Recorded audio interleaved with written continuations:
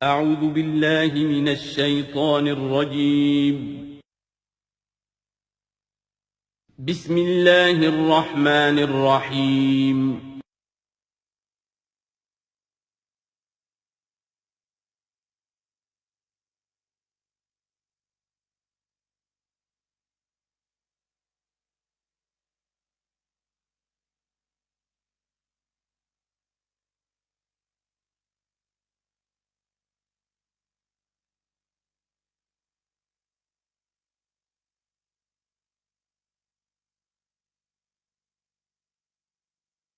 اعوذ باللہ من الشیطان الرجیم بسم اللہ الرحمن الرحیم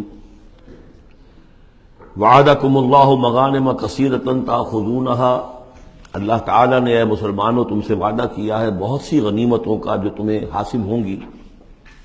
فعجل لکم ہذہ، تو یہ تو اللہ نے فوری طور پر تمہیں عطا کر دی ہے، یعنی یہ فتح مبین۔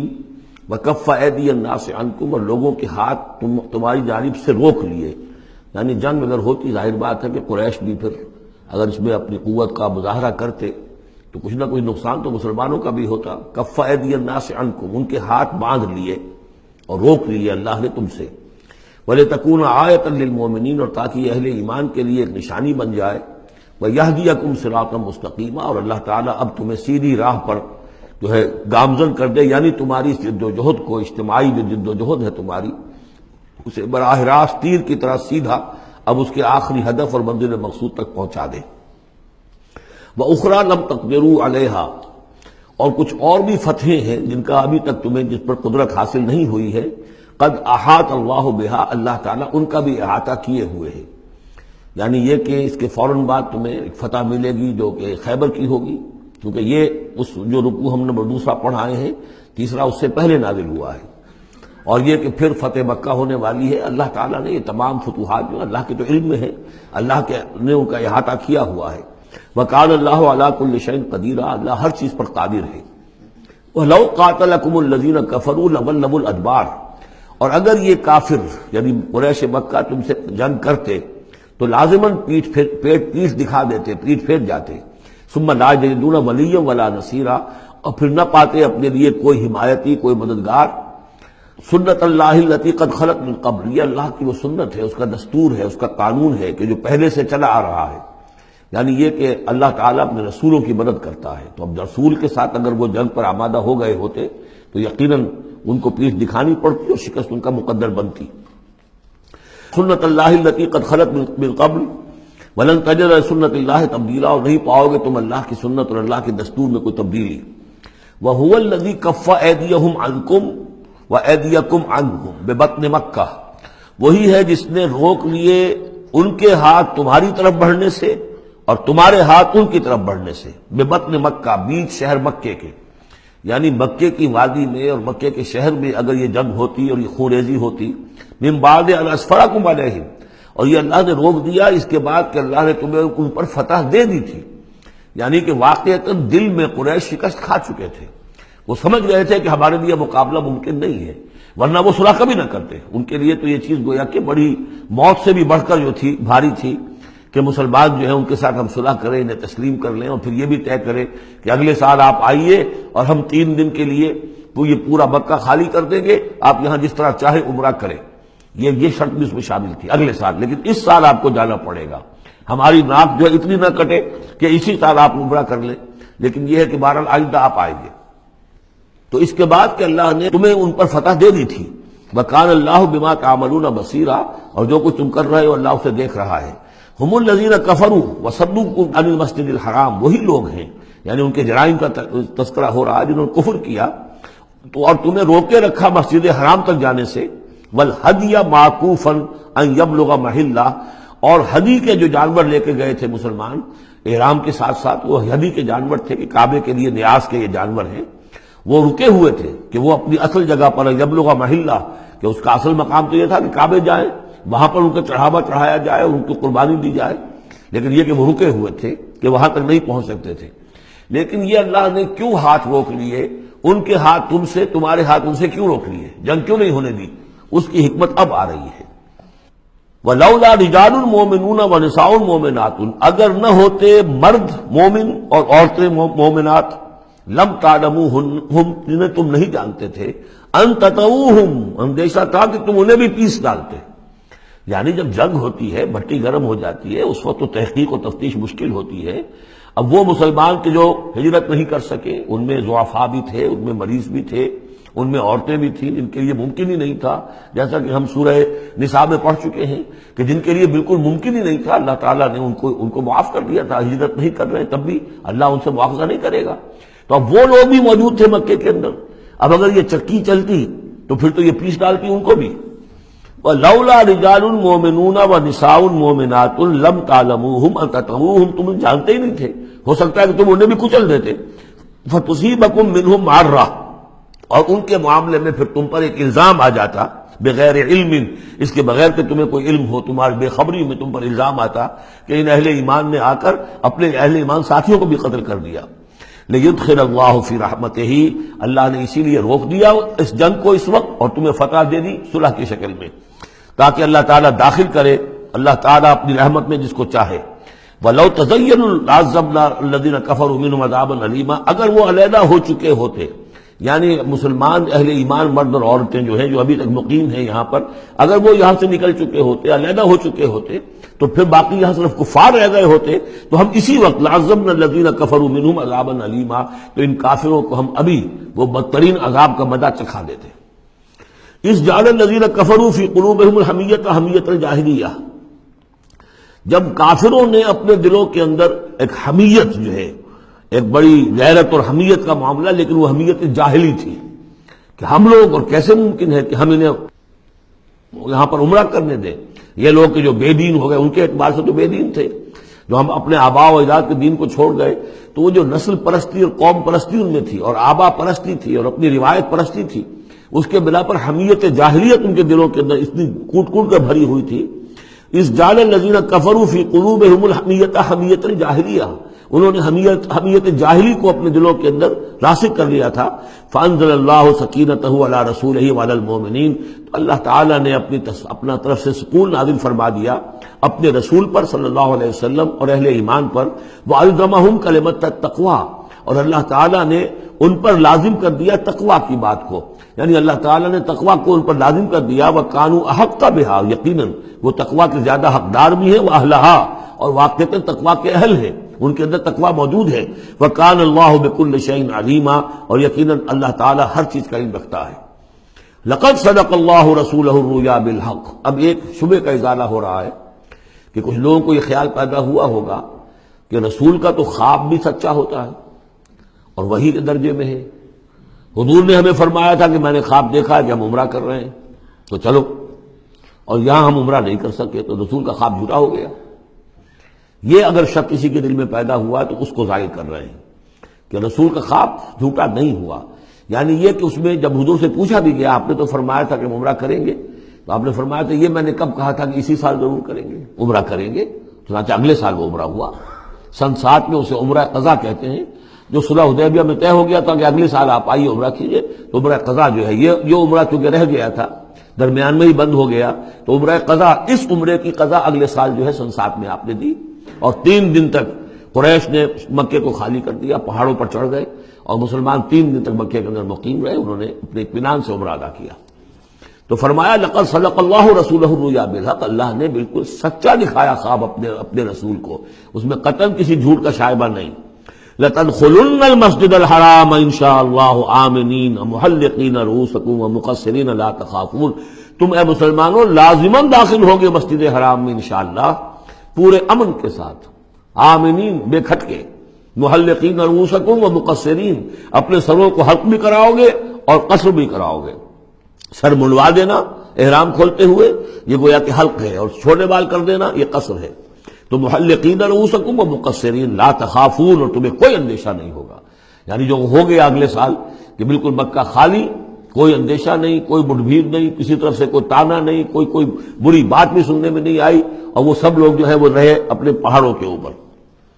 فعلم ما لم تعلموا، تو اللہ جانتا ہے جو تم نہیں جانتے. فجعل من دون ذلك فتحا قریبا، تو اس کے بعد اللہ تعالی نے ایک بڑی فتح رکھی ہے قریب. یعنی یہ کہ اس کے فوراً بعد اس سے ورے، اس لیے کہ اس عمرہ قضا سے پہلے فتح خیبر ہوئی ہے، اور بہت جو مغانم کا تذکرہ ہو رہا ہے اس میں جو غنیمت آئی ہے بہت نمایاں، وہ غزوہ خیبر کی ہے۔ ایک تو یہ کہ یہودیوں کا گڑھ تھا، بہت مالدار تھے، پھر یہاں سے جو گئے تھے 2 قبیلے نکل کر گئے تھے، وہ بھی اکثر ان میں سے وہیں آباد ہو گئے تھے، تو وہ ان کی بڑی جمعیت تھی وہاں پر، اور یہودی ویسے مالدار ہوتے ہیں، تو وہاں پہ جو غنیمت ملی ہے مسلمانوں کو، اس کے طرف اشارہ ہو رہا ہے۔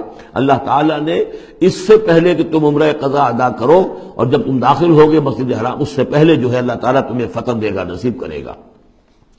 اب وہ آیت آ گئی، هو الذی ارسل رسولہ بالہدی ودین الحق لیظہرہ علی الدین کلہ، یعنی یہ جو سلسلہ اب جا رہا ہے، صراط مستقیم، سیدھا راستہ، کس منزل کی طرف جا رہا ہے؟ دنیا میں مسلمانوں تمہاری جد و جہد کی منزل کیا ہے؟ اللہ کے دین کا غلبہ، اس لیے کہ ہم نے اپنے رسول کو بھیجا ہی اس کام کے لیے۔ یہ سورہ توبہ میں آیت ہم پڑھ چکے ہیں، فرق صرف یہ ہے کہ وہاں پر تھا هو الذی ارسل رسولہ بالہدی ودین الحق لیظہرہ علی الدین کلہ ولو کرہ المشرکون، یہاں آخری حصہ ہے وکفی باللہ شہیدا۔ لیکن سورہ توبہ والی آیت جو کہ تم پھر سورہ صف میں آ جائے گی، وہ بھی اب زیادہ دور نہیں رہی ہے، وہ بھی ہم جلدی پڑھیں گے۔ تو اللہ نے تو بھیجا ہے اپنے رسول کو صلی اللہ علیہ وسلم الہدا دے کر، یعنی قرآن حکیم جو ہدایت کاملہ ہے، نو انسان را قیام آخری حامل او رحمت للعالمین، هو الذی ارسل رسولہ بالہدی ودین الحق، اور دین حق دے کر بھیجا ہے۔ یہ دین کی بات کیجئے، اب دیکھیے، الدین ان اقیم الدین، اللہ کے دین کو قائم کرو۔ ام لہم شرکاء شرعوا لہم من الدین ما لم یأذن بہ اللہ، کیا ان کے شریکوں نے بھی کوئی دین دیا ہے انہیں؟ اللہ نے انہیں دین حق دیا ہے، اور دین حق اس لیے دیا ہے کہ اسے غالب کرے کل کے پورے نظام زندگی کے اوپر، پورے نظام زندگی پر۔ وہی ہے جس نے بھیجا ہے اپنے رسول کو صلی اللہ علیہ وسلم بالہدا، ہدایت دے کر، قرآن دے کر، ودین الحق، اور سچا دین، حق دین، عادلانہ نظام زندگی دے کر، لیظہرہ علی الدین کلہ، تاکہ وہ غالب کرے اسے کل کے کل نظام زندگی پر، وکفی باللہ شہیدا، اور کافی ہے اللہ مدد کے لیے۔ عام طور پر ترجمہ یہاں پر گواہ کا کیا گیا ہے، آپ نے دیکھا ہوگا، لیکن یہاں اس لفظ شہید کا مطلب جو مدد کے ہے۔ اس کے لیے یہ کہ نوٹ کیجئے جو سورہ بقرہ کے 30 رکوع میں آیا تھا، فَإِن كُنتُمْ فِي رَيْبٍ مِّمَّا نَزَّلْنَا عَلَىٰ عَبْدِنَا فَأْتُوا بِسُورَةٍ مِّن مِّثْلِهِ وَادْعُوا شُهَدَاءَكُم مِّن دُونِ اللَّهِ إِن كُنتُمْ صَادِقِينَ، بلا لو اپنے مددگاروں کو اللہ کے سوا اگر تم سچے ہو۔ تو چونکہ اصل میں شہیدہ کے معنی تو ہے حاضر ہونا، شہیدہ یشہد، کسی کی موجودگی اور حاضری، جو موجود ہوتا ہے وقوع پر وہی صحیح گواہی دینے کا اہل ہے، اس لیے اس کے معنی گواہی کے پیدا ہو گئے، اور جو موجود ہو وہی آپ کی مدد بھی کر سکتا ہے، اس لیے اس کے معنی مددگار کے بھی ہے۔ آپ کا کوئی دوست ہے، بڑا آپ کا بہی خواہ ہے، لیکن جب آپ پر کچھ ستم ہو رہا تھا، ظلم ہو رہا تھا، زیادتی ہو رہی تھی، وہ موجود ہی نہیں تھا بیچارہ، وہ کیا کرے گا؟ آپ کی مدد نہیں کر سکتا۔ تو مددگار بھی معنی ہے لفظ شہید کے۔ وَكَفَى بِاللَّهِ شَهِيدًا، اللہ کافی ہے مددگار کی حیثیت سے۔ محمد الرسول اللہ والذین معہ، یہ وہ جماعت ہے جو اس بیعت کی بنیاد پر وجود میں آئی ہے۔ نوٹ کر لیجیے اس بات کو، یہ بیعت کے تذکرے کے ساتھ اب یہ آیت آ رہی ہے۔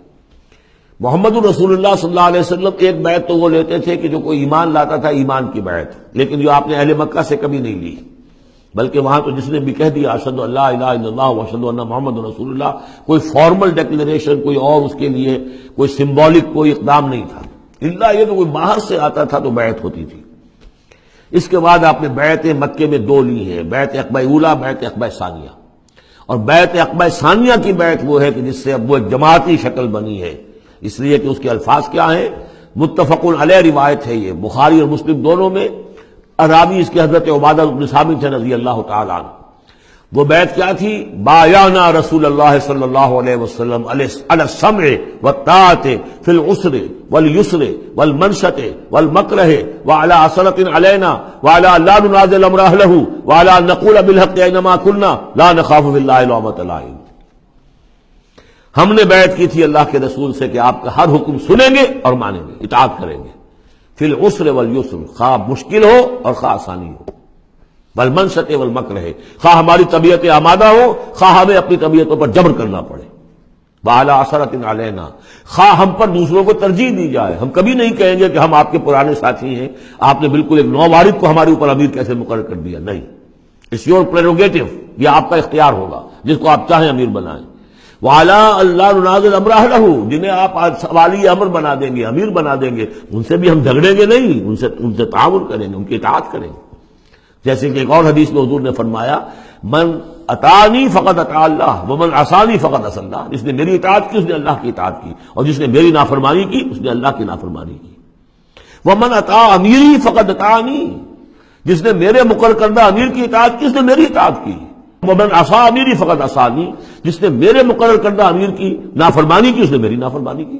اب ظاہر بات ہے جب جماعتی زندگی ہوتی ہے تو ایک ہی امیر نہیں ہوتا.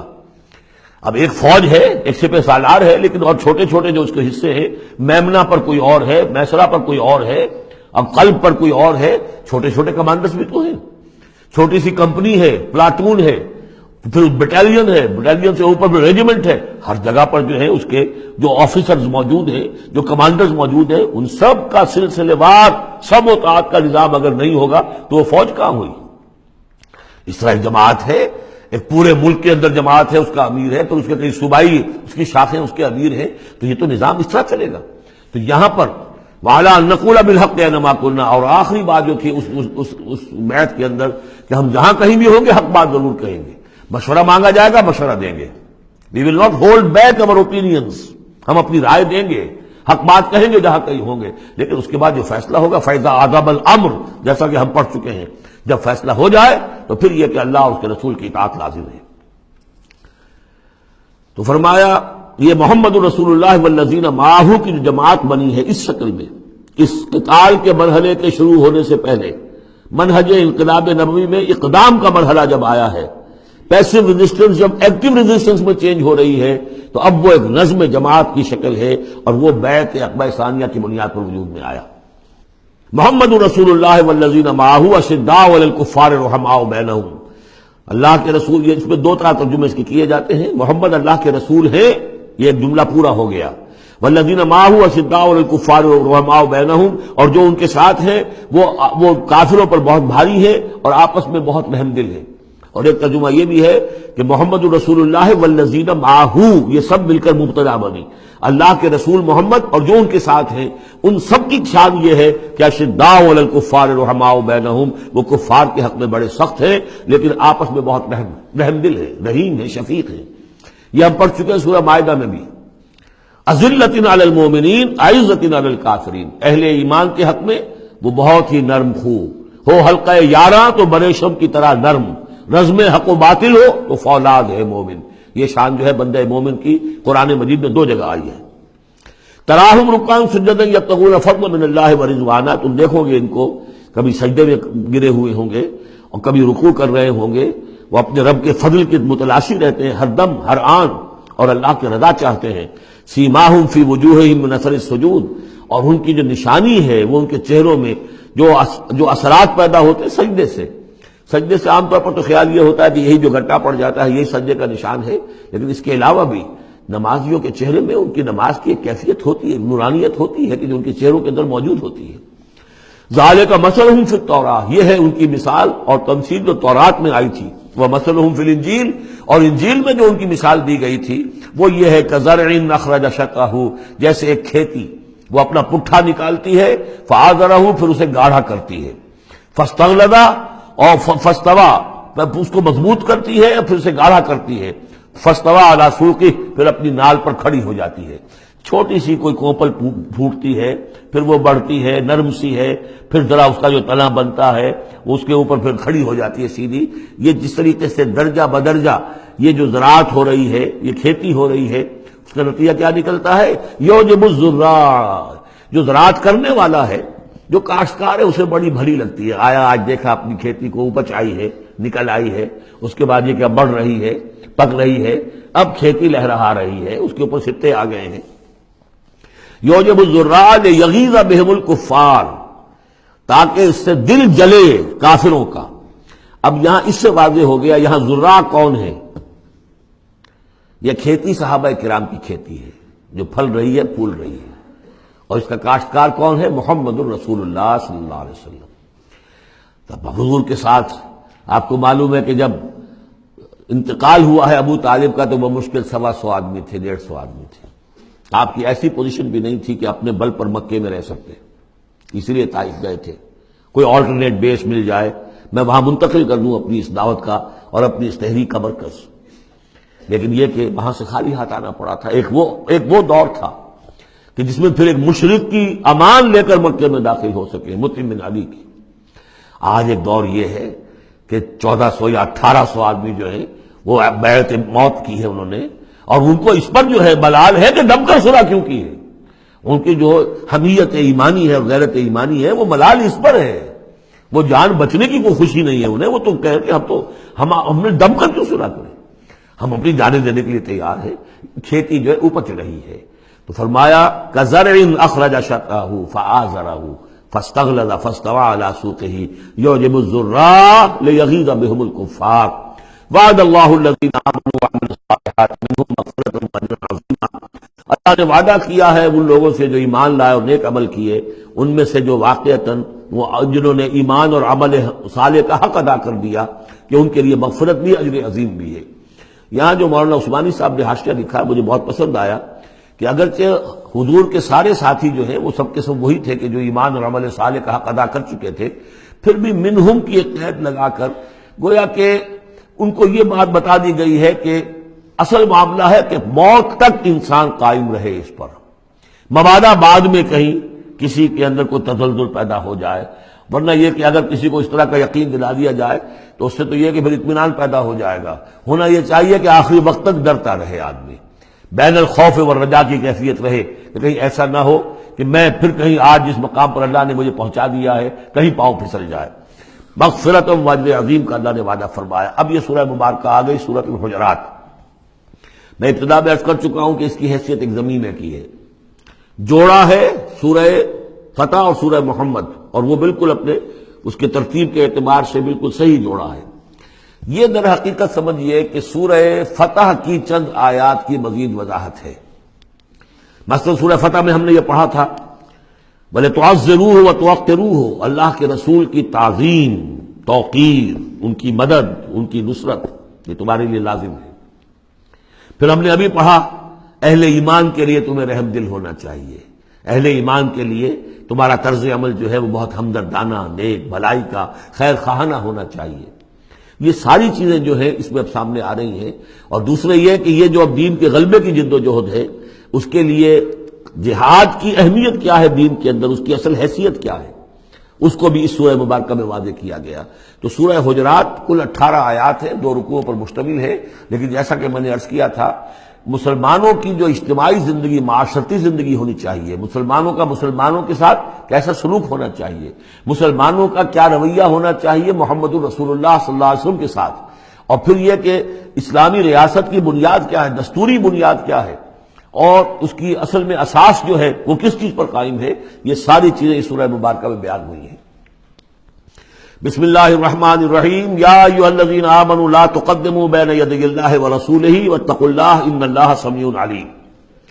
اہل ایمان مت آگے بڑھو اللہ اور اس کے رسول سے، اور اللہ کا تقوی اختیار کرو، اللہ سب کچھ سننے والا ہے، سب کچھ جاننے والا ہے. یہ پہلی آیت جو ہے یہ گویا کہ ہر اسلامی ریاست کی دفعہ نمبر 1 ہے. یا ہم یہ کہہ سکتے ہیں دفعہ نمبر 1 تو یہ ہو کہ یہاں حاکمیت اللہ کی ہے، لیکن حاکمیت اللہ کی کیسے یہاں پر ہوگی؟ تنفیذ یہ ہے کہ اللہ اور اس کے رسول نے جو حدود قائم کر دی ان سے تجاوز نہیں ہوگا. چنانچہ یہ دفعہ ہمارے ہر دستور میں موجود رہی ہے. No legislation will be done repugnant to the Quran and the سنہ، یہ موجود ہے. لیکن ایک ہاتھ سے یہ دفعہ یعنی اسلام ڈال کر اور دوسرے ہاتھ سے نکال لیا گیا. ایک آئیڈیولوجیکل کونسل بنا دی گئی ہے، وہ غور کرتی رہے گی، کوئی قانون کوئی خلاف ہے اگر اسلام کے تو وہ رپورٹ پیش کرتی رہے گی، سال بسال رپورٹیں آتی رہیں گی. کوئی لازم نہیں ہے دستور کی روح سے کہ ان کی دی ہوئی رپورٹ پر عمل بھی ہوگا. لہذا وہ الماریوں پر الماریاں بھرتی رہیں. کام ہوا ہے، محنتیں ہوئی ہیں، کوششیں ہوئی ہیں. ان میں ایک بڑی اچھی محنت ہوئی تھی جو اقتصادیات کے بارے میں ہوئی تھی کہ سود کے بغیر کیسی بینکنگ کا نظام قائم کیا جائے، اس میں بڑی محنت ہوئی ہے. لیکن دستور میں کوئی گارنٹی نہیں ہے کہ اس آئیڈیولوجیکل کونسل کی کوئی سفارشات لازماً وہ ان کی تنفیذ بھی ہوگی. تو معلوم ہوا کہ وہ بس ایک ایکسرسائز ان فیوٹیلٹی ہے اکثر و بیشتر. تو فرمایا پہلی بات تو یہ طے کر لو کہ اللہ کا حکم اور اس کے رسول کا حکم، کتاب اور سنت. No legislation can be done here repugnant to the book of Allah Quran and the سنہ آف دی پروفٹ صلی اللہ علیہ وسلم. یہ ہے اصل الاصول، یہ ہے دفعہ، کہ اس دفعہ سے اب یہ ریاست اسلامی بن گئی کہ جو بھی لیجسلیٹو باڈی آپ بنائیں، اسے آپ پارلیمنٹ کہیں، اسے مجلس ملی کہیں، اسے آپ کانگریس جو کہیں، اس کی لیجسلیٹو اتھارٹی جو ہے وہ لمیٹڈ ہے، limited by the injunctions of the Quran and the Sunnah. اس دائرے کے اندر اندر وہ قانون سازی کر سکتے ہیں، اس لیے کہ اس دائرے کے اندر اندر جو کچھ ہے وہ مباح ہے، اور مباح کے اندر آپ اکثریت کے ساتھ فیصلہ کر لیجئے۔ کسی دعوت میں آپ کر رہے ہیں، مہمان بلا رہے ہیں، اس میں مشروب کون سا سرو کیا جائے، اس میں روح افزا شربت پلایا جائے یا کوئی 7 اپ پلایا جائے یا کیا کیا جائے، اب اس کو اب وہ بھی مباح ہے، وہ بھی مباح ہے، اب کثرت رائے سے فیصلہ کر لیجیے۔ لیکن کثرت رائے کیا 100% رائے بھی اللہ کے کسی حکم میں ترمیم نہیں کر سکتی، وہ تو دائرہ ہے، اس دائرے کے اندر اندر رہنا ہے، جس کو کہ ایک حدیث سے حضور نے بہت عمدگی سے واضح کیا ہے۔ آپ نے فرمایا مثل المومن کا مثل الفرس فی عقیتہ، مومن کی مثال ایسی ہے جیسے کہ گھوڑا جو بندھا ہوا ہے کھوٹے کے ساتھ۔ ظاہر بات ہے مومن میں جو اللہ کو مانتا ہے تو اللہ کے حکم سے بندھ گیا، رسول کو مانتا ہے رسول کے فرمان سے بندھ گیا، قرآن کو مانتا ہے تو قرآن کے احکام سے بندھ گیا۔ تو ایک آدمی وہ ہے مادر پدر آزاد ہے، نہ اللہ کو جانے نہ رسول کو جانے نہ کسی آسمانی ہدایت کو مانے، وہ جو چاہے قانون بنائے، وہ سوڈمی کو بھی جائز قرار دے دیں، ہومو سیکسولیٹی کو بھی جائز قرار دے دیں، 2 مردوں کی شادی کو جائز قرار دے دیں، لیگل سٹیٹس دے دیں، ان کی مرضی ہے جو چاہے کریں، لیکن مسلمان تو پابند ہوتا ہے۔ تو پہلی یہ آیت جو ہے انتہائی اہم ہے، اور گویا کہ اس کی ترجمانی ہے جو پاکستان کے دستور میں وہ الفاظ لکھے ہوئے ہیں، no legislation can be done here repugnant to the Quran and Sunnah. یا ایھا الذین آمنوا لا تقدموا بین یدی اللہ ورسولہ واتقوا اللہ ان اللہ سمیع علیم۔ اس کے بعد جو آ رہی ہیں 4 آیتیں، یہ خاص طور پر حضور کے ساتھ کیا طرز عمل ہونا چاہیے۔ دستوری بنیاد اسلامی ریاست کی یہ آ گئی، اللہ اس کے رسول کے احکام کی اطاعت، لیکن ایک ہماری ثقافت، ہماری تہذیب، ہمارے کلچر کی ایک بنیاد ہے، اور وہ بنیاد کیا ہے؟ حضور کی تعظیم، حضور سے محبت، حضور کے نقش قدم کی پیروی، آپ کے سرتابی نہ کرنا، آپ کے آواز کے مقابلے میں اپنی آواز بلند نہ کرنا۔ اب یہ آرام یہ ہے وہ توقروہ و تعزروہ، یہ گویا کہ اس کی شرح ہے۔ یا ایھا الذین آمنوا لا ترفعوا اصواتکم فوق صوت النبی، اہل ایمان اپنی آواز کبھی بلند نہ کرنا نبی کی آواز پر، ولا تجہروا لہ بالقول کجہر بعضکم لبعض، اور جس طرح تم آپس میں بلند آواز سے ایک دوسرے سے بات کر لیتے ہو، ایسی حرکت کوئی نبی کے ساتھ نہ کر بیٹھنا۔ ان تحبط اعمالکم، مبادا تمہارے سارے اعمال حبط ہو جائیں۔ تم سمجھو گے میں نے کوئی گناہ کبیرہ تو نہیں کیا ہے، میں نے چوری نہیں کی، ڈاکہ نہیں ڈالا، زنا نہیں کیا، کچھ نہیں کیا، لیکن نہیں، گستاخانہ طرز عمل نبی کی شان میں یہ تمہارے سارے کاموں کو حبط کر دے گا، حقارت کر دے گا۔ وانتم لا تشعرون، تمہیں پتہ بھی نہیں چلے گا۔ ان الذین یغضون اصواتهم عند رسول اللہ اولئک الذین امتحن اللہ قلوبهم للتقوی، ایک چیز کو ایک منفی انداز میں بھی کہا، اب یہ کہ مثبت انداز میں، شاباش دینے کے انداز میں، بے شک وہ لوگ جو اپنی آوازیں پست رکھتے ہیں رسول اللہ کے سامنے، یہی وہ لوگ ہیں کہ جن کے دلوں کو اللہ نے چن لیا ہے، امتحان کر کے جانچ پرکھ کر چن لیا ہے، اختیار کر لیا ہے تقوی کے لیے۔ اب ان کے دلوں میں اللہ تعالیٰ تقوی زیادہ سے زیادہ پیدا کر دے گا۔ لہم مغفرۃ واجر عظیم، ان کے لیے مغفرت ہے اور بہت بڑا اجر ہے۔ ان الذین ینادونک من وراء الحجرات اکثرهم لا یعقلون، یہ بھی ایک سوء ادب تھا، اور یہ ویسے بھی عام معاشرت کے اعتبار سے بھی سوء ادب ہے۔ وہ لوگ آتے تھے بدو باہر سے، اب حضور کا اپنے معمولات تھے، کس وقت آپ کو برآمد ہونا ہے اپنے حجرے سے، اور وہ باہر سے کھڑے ہو گئے، یا محمد اخرج علینا، آئیے ذرا باہر تشریف لائیے۔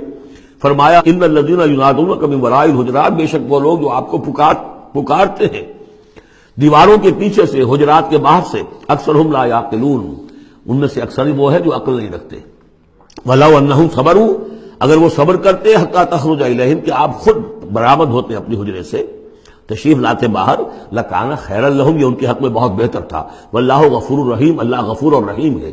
یہ انہوں نے جان بوجھ کے گستاخی نہیں کی، یہ صرف بدو ہوتے تھے، اور ظاہر بات ہے وہ مہذب لوگ نہیں تھے، اس حوالے سے ان کے ہاں جو بھی تھا، اور عرب کا بدو وہ تو یوں سمجھیے کہ بہت ہی زیادہ ان آداب وغیرہ سے بہت ناواقف، بہت دور، تو اس لیے انہوں نے کہا کہ اگرچہ انہوں نے کی ہے یہ زیادتی، لیکن اللہ غفور ہے اور رحیم ہے، بخشنے والا ہے، آئندہ اس کا اعادہ نہ ہو۔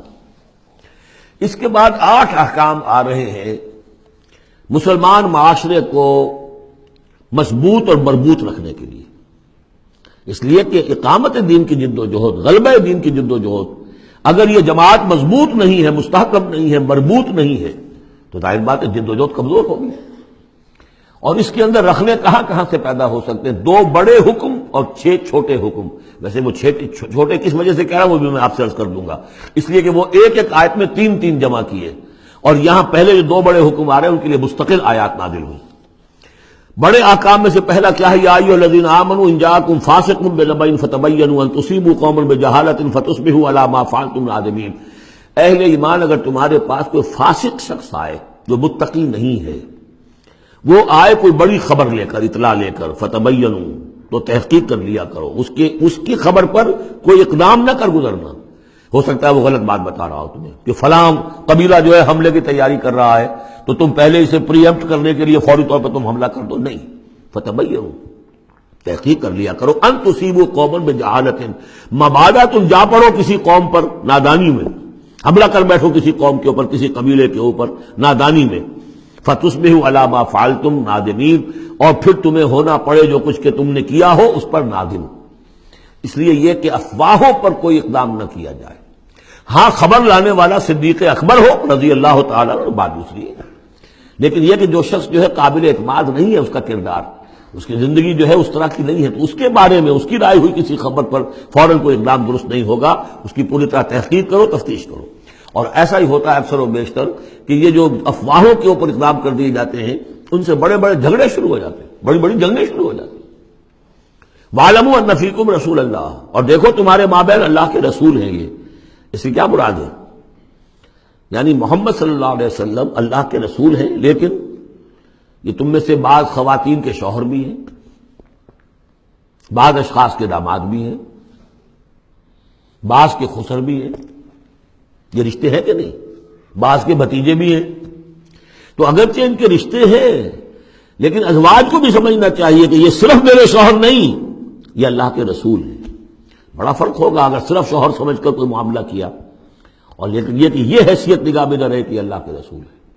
اگر حضرت ابو بکر اور حضرت عمر سمجھے ہمارا داماد ہے، داماد تو بیٹے کے برابر ہوتا ہے نا، نہیں، اللہ کا رسول. ان کی جو حیثیت تمہارے سامنے مقدم رہنی چاہیے وہ یہ تو اللہ کے رسول ہے. وَاعْلَمُوا أَنَّ فِيكُمْ رَسُولَ اللَّهِ، یہ اللہ کے رسول ہیں اگرچہ محمد ابن عبداللہ، کوئی شک نہیں، لیکن اللہ کے رسول ہیں. لَوْ يُطِيعُكُمْ فِي كَثِيرٍ مِّنَ الْأَمْرِ، اگر وہ تمہارا کہنا مانا کرے اکثر معاملات میں، لَعَنِتُّمْ، تو تم مشکل میں پڑ جاؤ گے. تمہارا رویہ یہ ہونا چاہیے کہ یہ دیکھو وہ کیا چاہتے ہیں، ان کی منشا دیکھو. وَلَٰكِنَّ اللَّهَ حَبَّبَ إِلَيْكُمُ الْإِيمَانَ، لیکن اے محمد کے ساتھیوں، اے صحابہ رسول، اللہ نے تو تمہارے نزدیک ایمان کو بہت محبوب بنا دیا ہے. وَزَيَّنَهُ فِي قُلُوبِكُمْ، اسے تمہارے قلوب کے اندر کھبا دیا ہے. وَكَرَّهَ إِلَيْكُمُ الْكُفْرَ وَالْفُسُوقَ وَالْعِصْيَانَ، اور بہت ہی تمہارے نزدیک ناپسندیدہ بنا دیا ہے کفر کو بھی اور فسق کو بھی اور نافرمانی کو بھی. یہ صحابہ کرام کی شان میں بہت بڑی آیت جو نازل ہوئی ہے قرآن میں. وَلَٰكِنَّ اللَّهَ حَبَّبَ إِلَيْكُمُ الْإِيمَانَ وَزَيَّنَهُ فِي قُلُوبِكُمْ وَكَرَّهَ إِلَيْكُمُ الْكُفْرَ وَالْفُسُوقَ وَالْعِصْيَانَ أُولَٰئِكَ هُمُ الرَّاشِدُونَ، یقیناً یہی لوگ ہیں جو صحیح راستے پر ہیں اور جو سعادت مند ہیں اور جو آخری کامیابی کو حاصل کریں گے. فضلا من اللہ ونعما، اور یہ فضل ہے اللہ کی طرف سے، انعام ہے اس کا، احسان ہے. واللہ علیم الحکیم، اللہ سب کچھ سننے والا، اللہ ہر چیز کا علم رکھنے والا اور کمال حکمت والا ہے. اب دوسرا حکم آ رہا ہے، وَإِن طَائِفَتَانِ مِنَ الْمُؤْمِنِينَ اقْتَتَلُوا، آخر اہل ایمان بھی انسان ہیں، جھگڑا ہو سکتا ہے، اختلاف ہوگا، اختلاف سخت ہو جائے جھگڑا ہو جائے گا، جھگڑا سخت ہو جائے قتال بھی ہو جائے گا. آخر حضرت علی اور حضرت عائشہ کے مابین جنگ ہوئی کہ نہیں؟ حضرت علی اور امیر معاویہ کے درمیان جنگ ہوئی کہ نہیں؟ یہ کون ہے؟ کس کو اب کہہ دیں گے کافر؟ معاذ اللہ ثم معاذ اللہ. تو فرمایا وَإِن طَائِفَتَانِ مِنَ الْمُؤْمِنِينَ اقْتَتَلُوا، اگر اہل ایمان میں سے 2 گروہ لڑ پڑے، فَأَصْلِحُوا بَيْنَهُمَا، تو اب عام معاشرے کو یہ سمجھنا چاہیے، سب لوگوں کو، کہ وہ یہ نہ سمجھے کہ ہم سے کیا ہے، آپس میں نبٹ لیں. نہیں، ان کے درمیان صلح کراؤ، تمہارا فرض ہے، یہ اجتماعی فریضہ ہے، صلح کراؤ. فَأَصْلِحُوا بَيْنَهُمَا. انڈیفرنس ہمیں کیا تعلق؟ غلط. اس لیے کہ یہ جو رکھنا پڑ رہا ہے، یہ اسلامی معاشرے کا رکھنا مسلمانوں کی مجموعی قوت کو کمزور کرنے کا سبب بنے گا، اور مسلمانوں کی قوت کمزور ہوتی ہے تو اللہ کے دین کے غلبے کی جد و جہد کمزور پڑ رہی ہے. لہذا فرض سمجھو، اصلحوا بینہما، ان کے درمیان صلح کراؤ. فَإِن بَغَتْ إِحْدَاهُمَا عَلَى الْأُخْرَىٰ، پھر اگر ان میں سے ایک دوسرے پر زیادتی کرے، صلح کی پابندی نہیں کر رہا، صلح کرا دی گئی پھر بھی وہ زیادتی کر رہا، فقاتلوا التی تبغی، اب جنگ کرو اس سے جو زیادتی کرنے والا ہے۔ اب یہ دو فریقوں کے درمیان نہیں رہا معاملہ، اب ایک فریق گویا کہ پوری مسلم جماعت کو، پورے مسلم معاشرے کو، پوری ملت اسلامی کو جو وہ للکار رہا، چیلنج کر رہا ہے، تو اب ان سے جنگ کرو حتی تفیء الی امر اللہ، یہاں تک کہ وہ لوٹ آئے اللہ کے حکم کی طرف۔ صلح کی جو بھی شرائط تھی ان کو دوبارہ قبول کر لے۔ فإن فات، پھر اگر وہ لوٹ آئے، فاصلحوا بینہما، پھر ان کے مابین دوبارہ صلح کرا دو، بالعدل، انصاف کے ساتھ، واقسطوا، اور دیکھنا انصاف کا دامن ہاتھ سے نہ چھوڑنا، انصاف کرو، اس لیے کہ اب ہو سکتا ہے کہ اس دوسرے فریق پر تم کو زیادتی کر بیٹھو، اس لیے کہ اب اس سے تم بھی لڑے ہو، لڑ کر تم نے اسے مجبور کیا ہے کہ وہ صلح کی پابندی کرے، تو اب بھی اس پر کوئی زیادتی نہ ہو جائے۔ واقسطوا ان اللہ یحب المقسطین، اللہ تعالیٰ انصاف کرنے والوں کو محبوب رکھتا ہے۔ یہ تو دو بڑے بڑے حکم ہو گئے۔ اب ایک آیت میں 3 حکم اور دوسری میں پھر 3 حکم، یہ چھوٹے چھوٹے انفرادی سطح کے اوپر یا برادریوں کی سطح کے اوپر یا جماعتوں کے اندر جس طرح کے بڑے بڑے چیزیں پیدا ہو جاتی ہیں، بعض چیزیں معمولی نظر آتی ہیں لیکن اس سے دلوں کے اندر زخم پڑ جاتے ہیں۔ انما المؤمنون اخوة فاصلحوا بین اخویکم، یہ تو اسی کے ساتھ آ گئی۔ یقیناً تمام اہل ایمان جو ہے وہ آپس میں بھائی بھائی ہے، بس اپنے دو بھائیوں کے درمیان صلح کرا دیا کرو، واتقوا اللہ، اللہ کا تقوی اختیار کرو، لعلکم ترحمون، تاکہ تم پر رحم کیا جائے۔ اب وہ آ رہی ہیں 2 آیتیں، یا ایھا الذین آمنوا لا یسخر قوم من قوم عسى ان یکونوا خیرا منہم ولا نساء من نساء عسى ان یکن خیرا منہن، اہل ایمان تم میں سے کوئی گروہ دوسرے گروہ کا مذاق نہ اڑائے، تمسخر نہ کرے، ہو سکتا ہے کہ وہ ان سے بہتر ہوں۔ جن کا تم مذاق اڑا رہے ہو، کسی ایک برائی کو دیکھا ہے تم نے، کسی ایک عیب کو دیکھا ہے، اس کی ناک چھوٹی ہے، اس کا کان چھوٹا ہے، اس کا فلاں یہ ہے، اس کا یہ ہے، تو تم نے تو کوئی عیب دیکھا ہے ظاہری، ہو سکتا ہے دل میں اس کے تقویٰ تم سے 10 گنا زیادہ ہو، اللہ کی محبت، اللہ کے رسول کی محبت تم سے 1000 گنا زیادہ ہو، تو تمہیں کیا پتا، تم نے تو ایک چیز دیکھی ہے۔ اسی طرح عورتیں دوسری عورتوں کا مذاق نہ اڑائیں، عسى ان یکن خیرا منہن، ہو سکتا ہے کہ وہ جن کا مذاق اڑایا جا رہا ہے وہ اللہ کی نگاہوں میں بہتر ہو ان سے جو مذاق اڑا رہی ہیں۔ ایک حکم تو ہو گیا تمسخر نہ ہو۔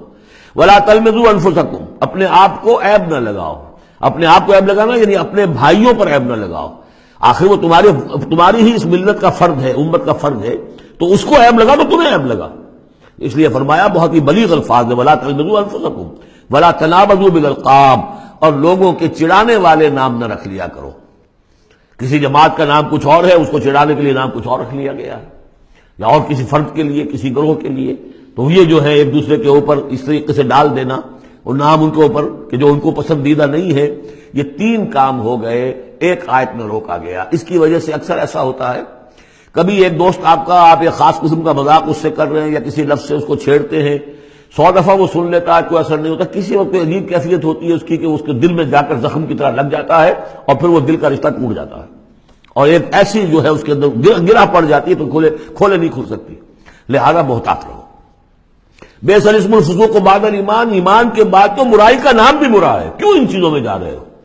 تمہیں تو ایمان کو سمجھنا چاہیے کہ اللہ نے تمہیں اتنی بڑی فضیلت دی ہے، تو ان گندگیوں کی طرف جو ہے تم متوجہ ہی نہ ہو۔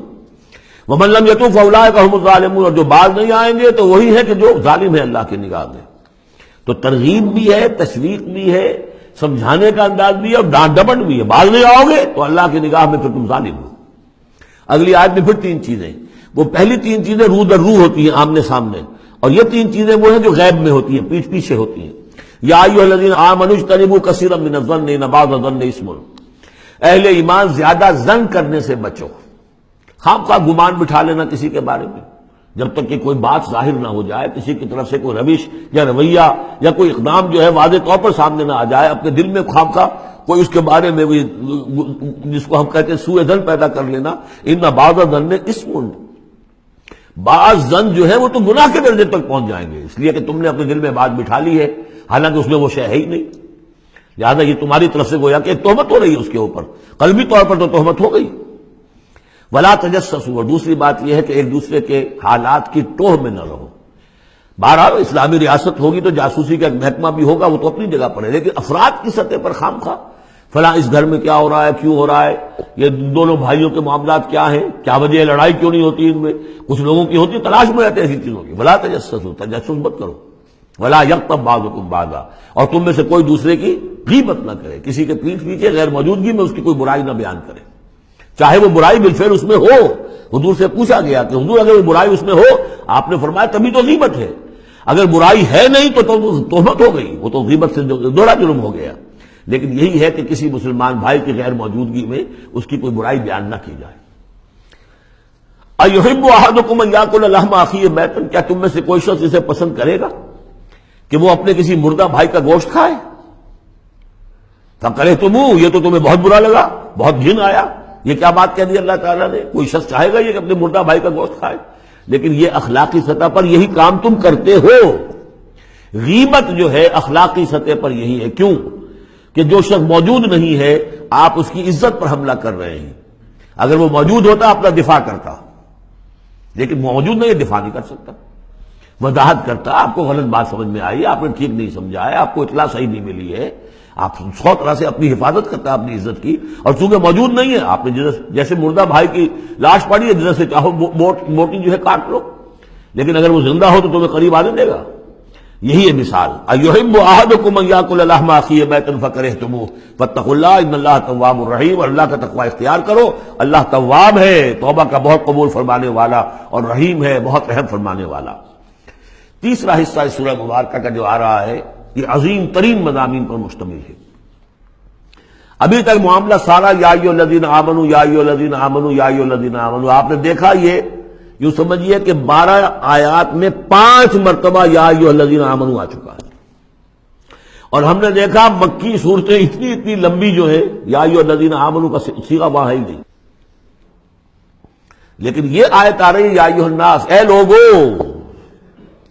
اے لوگو انا خلقناکم من ذکر و انثی، اے لوگو ہم نے تمہیں پیدا کیا ہے، تم سب کو، چاہے مومن ہو چاہے غیر مومن ہو، چاہے مسلمان ہو چاہے کافر ہو، تم سب کو ہم نے پیدا کیا ہے من ذکر و انثی، ایک مرد اور ایک عورت سے، حضرت آدم اور حوا کی اولاد ہو تم۔ وجعلناکم شعوبا وقبائل لتعارفوا، اور ہم نے تمہیں بنا دیا ہے قوموں میں تقسیم کر دیا اور قبیلوں میں تاکہ ایک دوسرے کو پہچانو۔ یہ رنگ کا فرق، نسل کا فرق، اور یہ شکل و شباہت کا فرق، یہ جو بھی انسان کے نقوش ہیں ان کا فرق، زبانوں کا فرق، یہ قوموں اور قبیلوں میں جو فرق اور امتیاز ان میں ڈالا ہے تاکہ پہچان سکو۔ سارے انسان ایک ہی رنگ کے، ایک ہی شکل و صورت کے، ایک ہی معلوم ہوتا کہ سانچہ ہے فیکٹری کا، اسی میں سے سب بنے چلے آ رہے ہیں، ایک ہی زبان بولتے تو پہچانتے کیسے ایک دوسرے کو؟ یہ سارا ہے صرف پہچان کے لیے، یہ نہیں ہے کہ فلاں نسل اعلیٰ ہے، فلاں گھٹیا ہے، فلاں اونچی ہے، فلاں نیچی ہے۔ جیسا کہ آپ نے خطبہ دیا تھا جو آخری خطبہ ہے حجۃ الوداع کا، لا فضل لعربی علی عجمی ولا لعجمی علی عربی ولا لاحمر علی اسود ولا لاسود علی احمر الا بالتقوی، کسی عربی کو، کسی عرب کو عجمی پر کوئی فضیلت نہیں، کسی عجمی کو کسی عرب پر کوئی فضیلت نہیں، کسی سرخرو کو کسی سیاہ فام پر کوئی فضیلت نہیں، کسی سیاہ فام کو کسی سرخرو پر کوئی فضیلت نہیں۔ ہاں فضیلت ہے تو تقوی کی بنیاد پر ہے۔ ایچ جی ویلز نے اپنی history of a concise history of the world میں یہ پیسج کوٹ کر کے لکھا کہ اگرچہ اس سے پہلے بھی تاریخ انسانی میں human fraternity, equality and freedom, انسانی حریت و اخوت و مساوات کے واس تو بہت کہے گئے، لیکن یہ ہے کہ تاریخ انسانی میں یہ ماننا پڑتا ہے کہ پہلی مرتبہ ان اصولوں پر بالفعل ایک معاشرہ قائم کیا محمد نے صلی اللہ علیہ وسلم۔ حالانکہ دشمن ہے، اس نے حضور کی سیرت پر حملے کیے ہیں بالکل وہی اسی طرح کے جیسے رشدی نے کیے ہیں۔ رشدی نے ذرا انداز اور زیادہ گھناؤنا استعمال کیا ہے، چونکہ وہ تو فکشن اس نے ایک طور سے بنائی ہے، لیکن اس نے وہ تاریخ لکھ رہا تھا تو اس طرح کا انداز تو نہیں ہے، لیکن باتیں وہی کہی ہیں۔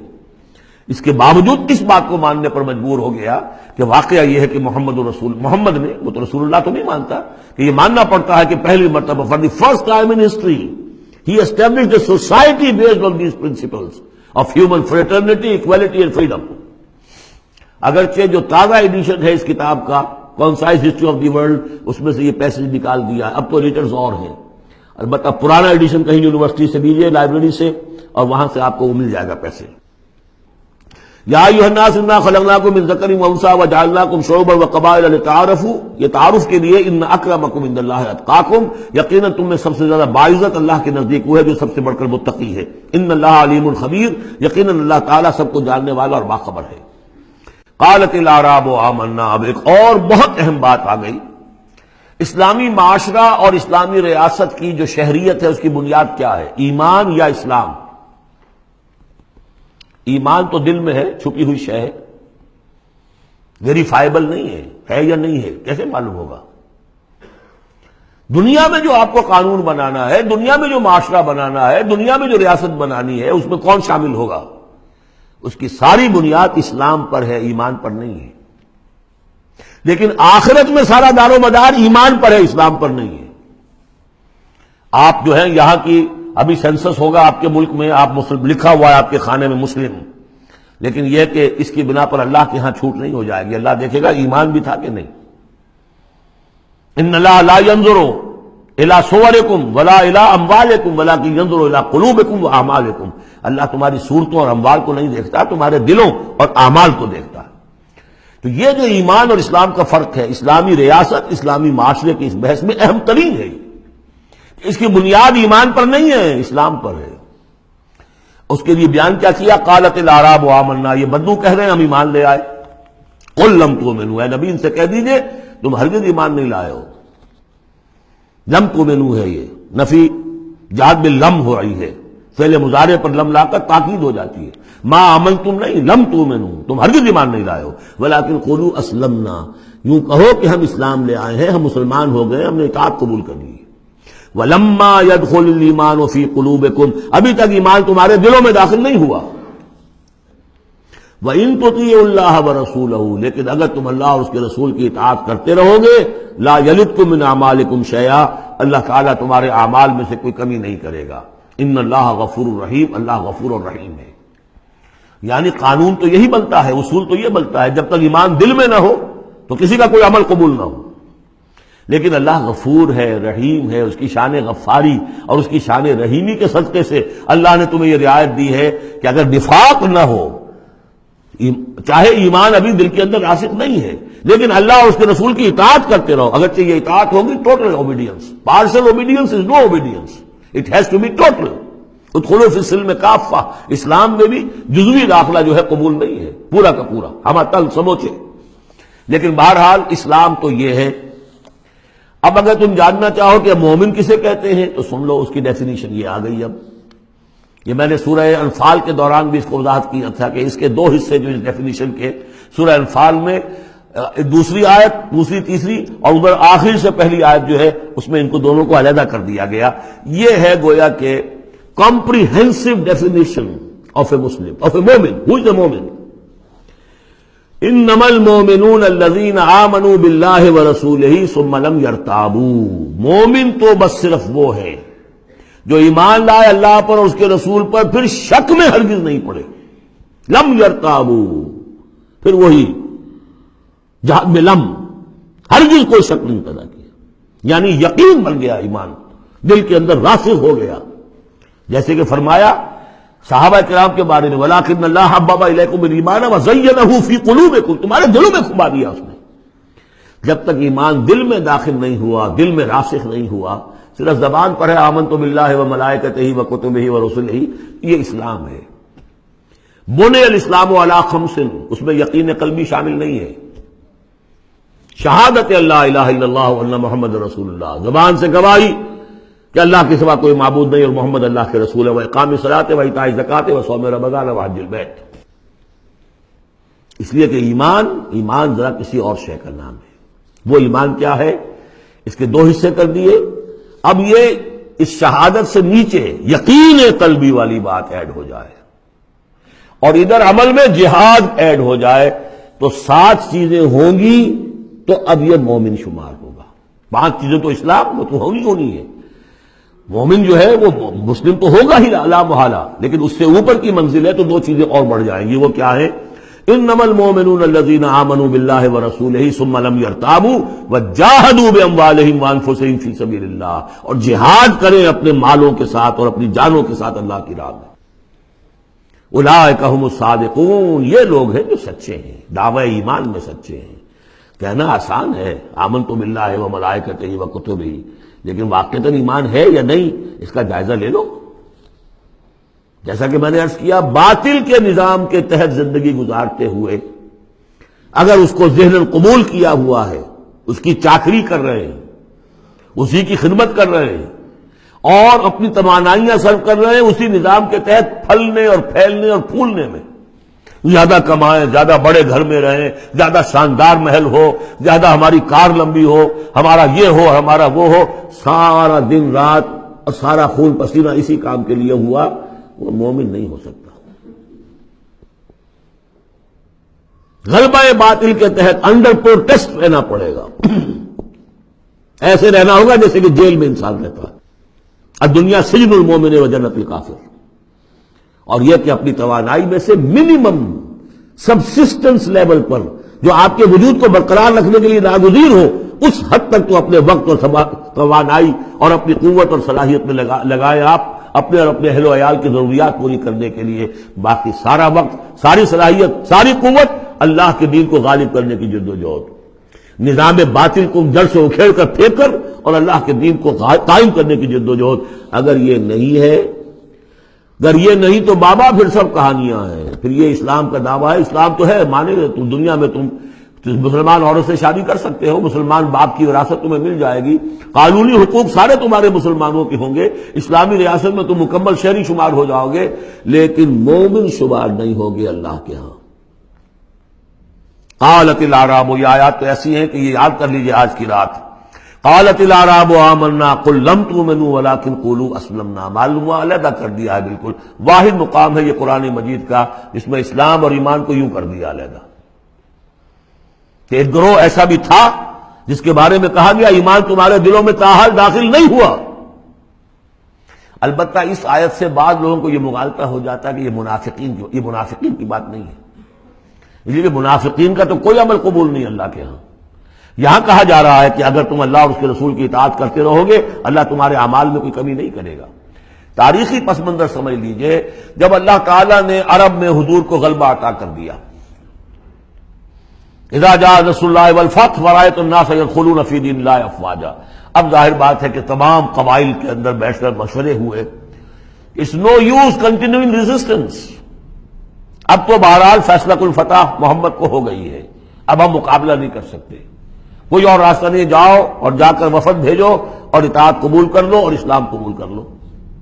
تو وہ اطاعت بھی تھی اسلامی ریاست کی، ساتھ ہی اسلام قبول کرنا بھی تھا کہ ہم نے مان لیا جی، اس لیے کہ وہاں سے تو الٹیمیٹم آ چکا تھا جو سورہ توبہ میں ہم پڑھ چکے ہیں کہ یہ صرف 4 مہینے کی مہلت ہے، اس کے بعد اگر تم ایمان نہ لائے تو فَإِذَا انْسَلَخَ الْأَشْهُرُ الْحُرُمُ فَاقْتُلُوا الْمُشْرِكِينَ حَيْثُ وَجَدتُّمُوهُمْ، تو اس کے بعد ایمان لانا ان کے لیے لازم تھا اگر رہنا عرب کے اندر۔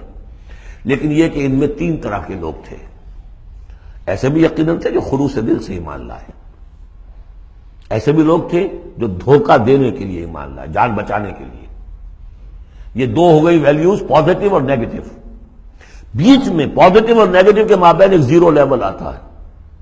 زیرو لیول وہ تھا کہ دل میں نہ دھوکے کی نیت ہے، نہ حقیقتاً ایمان دل میں پیدا ہوا ہے، لیکن اسلام لے آئے، ٹھیک ہے ہم تیار ہیں، وہ ہے جن کا ذکر کیا جا رہا ہے۔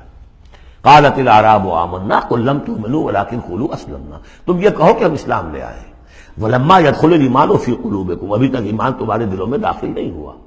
وَإِن تُطِيعُوا اللَّهَ وَرَسُولَهُ لَا يَلِدْكُم مِّنْ أَعْمَالِكُم شَيْئًا، اگر اللہ اور اس کے رسول کی اطاعت کرتے رہو گے اللہ تمہارے عمل میں سے کچھ بھی گھٹائے گا نہیں، کم نہیں کرے گا، بلکہ آگے چل کر یہ بات واضح ہو جائے گی کہ اگر اللہ اور اس کے رسول کی اطاعت کرتے رہو گے تو ایمان بھی تمہارے دلوں میں پیدا ہو جائے گا، اس لیے کہ ایمان سے عمل صالح پیدا ہوتا ہے اور عمل صالح سے بھی ایمان پیدا ہوتا ہے۔ لیکن اگر تم جاننا چاہو دل میں یہ امنگ پیدا ہو جائے، اللہ کرے کہ ہم میں سے ہر شخص کے دل میں یہ آج ارادہ اور امنگ پیدا ہو جائے، اور یہ وہ آرزو پیدا ہو جائے جس کے اوپر علامہ اقبال نے جو کہا ہے کہ آرزو اول تو پیدا ہو نہیں سکتی کہیں اور، ہو جائے تو مر جاتی ہے یا رہتی ہے خام، یہ آرزو کہ مجھے مومن رہنا ہے، جینا ہے، مرنا ہے، یہ آرزو اول تو پیدا مشکل سے ہوتی ہے، اور ہو جائے تو معاشرہ اس کو غذا نہیں دیتا، ہر 4 طرف سے اس کے خلاف آپ پر دباؤ پڑنا شروع، دماغ خراب ہو گیا، پاگل ہو گیا، فینیٹک ہے، یہ اپنا کیریئر چھوڑ رہا ہے، یہ اپنا کاروبار برباد کر رہا ہے، وہ فلاں یہ کر رہا ہے، تو ماحول جو ہے، ماحول میں آکسیجن نہ ہو تو پودا کیسے پروان چڑھے گا؟ تو اس لیے بہت مشکل کام ہے، الا یہ کہ خلوص نیت اور عزم مصمم ہو تو اللہ تعالیٰ کی طرف سے خصوصی توفیق اور تحصیل ہوتی ہے۔ تو آج آپ اس کو سامنے رکھ کر دل میں یہ آرزو لے کر اٹھیے کہ یہ ایمان اس ڈیفینیشن پر ہمیں پورے اترنا ہے وہ ڈیفینیشن کیا ہے؟ انما المؤمنون الذین آمنوا باللہ ورسولہ ثم لم یرتابوا وجاہدوا باموالہم وانفسہم فی سبیل اللہ اولئک هم الصادقون۔ اس آیت کے شروع اور آخر دونوں میں اسلوب حصر ہے۔ مومن صرف وہ ہیں جو ایمان لائے اللہ پر، اس کے رسول پر، پھر شک میں ہرگز نہیں پڑے، ان کے دل میں اس ایمان نے یقین کی شکل اختیار کر لی، اور پھر انہوں نے جہاد کیا اللہ کی راہ میں، کھپائے اس میں اپنے مال بھی اپنی جانیں بھی۔ یہی لوگ حقیقت میں سچے ہیں اپنے دعوی ایمان میں۔